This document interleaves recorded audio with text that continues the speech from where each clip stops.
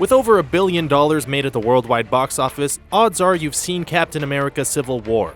And whether or not you were Team Cap or Team Iron Man, both sides can agree that the blockbuster pushed the Avengers past their breaking point. Phase 3 of the MCU started by ending the close-knit relationship between the franchise's leading heroes. Zemo's manipulation broke Captain America and Iron Man's friendship, and it might take more than a sincere apology letter from Steve to win back Tony's trust. But there's more to unpack about Captain America: Civil War's ending than the Steve and Tony bromance. Like, how did the film's ending defy expectations? And what does it change about the MCU moving forward? Here's everything you need to know about Captain America: Civil War's ending. We'll start off with the ending's biggest reveal. Cap is still Cap.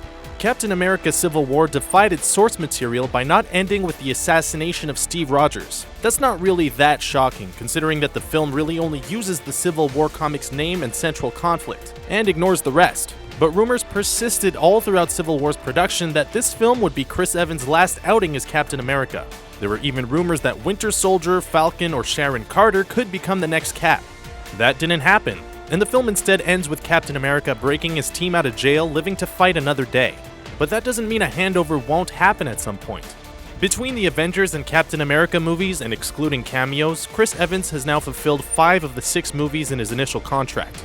Anthony Mackie and Sebastian Stan, on the other hand, still have plenty of films left in their initial agreements, and both Falcon and Bucky have carried the shield in the comics. It's still entirely possible that one of these guys could become the next Captain America. It just didn't happen in Civil War.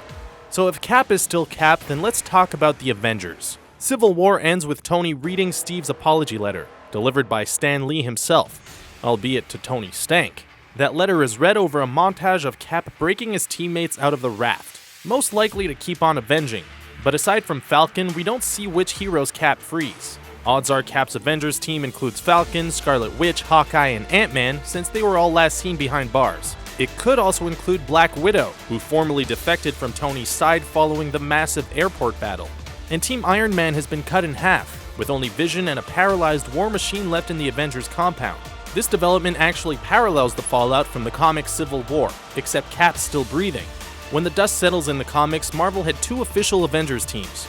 The New Avengers, which was comprised of Steve's allies and operated outside the law, and then there were Iron Man's Mighty Avengers. This was a team of heavy hitters that worked under government oversight. While we don't see a definitive lineup for either side in the movie's closing moments, it's possible that further Phase 3 films could mention more than one Avengers team. There's one character that won't be seen on either team though, and that's the Winter Soldier. In the first of Civil War's 2 post-credit scenes, we learn Bucky's fate. After hearing a string of magic words and reverting back to his mind-controlled assassin state, Bucky decides to put himself back in the freezer, at least until someone can figure out how to delete the Winter Soldier programming from his brain. Considering that Bucky's still wanted by the government for numerous crimes and his vigilante actions, Cap takes his friend to the only place on Earth where he'll be protected, Wakanda.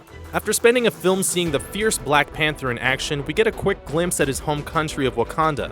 Wakanda is an African nation that resisted colonization over the centuries and now possesses the world's most advanced technology. This marks the first time that we've seen Wakanda in the MCU, but it won't be the last. In all likelihood, the country will serve as the setting for 2018's Black Panther solo film, and it's always possible that the Winter Soldier could get unthawed for that adventure. Sebastian Stan still has 6 films left in his contract, and he's already said he'd love to appear in Black Panther. Civil War also sets up another solo film, Spider-Man. When Tony realizes that he's going to need all the help he can get if he's going to take on Captain America's team, he turns to a web-slinging YouTube sensation from Queens. He recruits Peter Parker, giving him a slick new suit that incorporates the WizKid's web shooters. While he may only be in the film for a handful of scenes, Spider-Man more than holds his own against a dozen of already established Marvel heroes. The final post-credit scene also introduces a piece of Spider-Man tech that is yet to be seen in any film, the Spider Signal.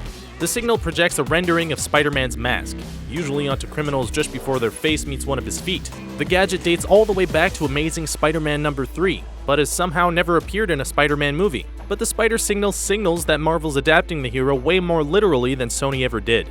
He's in high school, looks like a teenager, has mechanical web shooters, and also a Spider Signal. 2017's Spider-Man Homecoming is shaping up to be the most accurate Spider movie to date. But while Civil War was setting up the Black Panther and Spider-Man films, one character was noticeably absent: Thanos. Since his debut in the post-credit scenes of 2012's The Avengers, fans have dissected every little detail alluding to the alien mega-villain. That includes his brief appearances in 2014's Guardians of the Galaxy and 2015's Avengers Age of Ultron. But even though his most recent appearance showed the power-hungry villain pledging to thwart his enemies himself, Civil War was void of any reference to the Mad Titan. And Civil War screenwriters Stephen McFeely and Christopher Marcus said that move was totally intentional. They wanted to keep Civil War as grounded as they could, to better contrast with the Avengers' upcoming cosmic-leaning adventures in 2018's Avengers Infinity War. Plus, they added that Thanos is going to be heavily featured in both Infinity War movies, so there's going to be plenty of the big purple guy to go around eventually. But just because Thanos wasn't in Civil War doesn't mean the film ignores his impending arrival.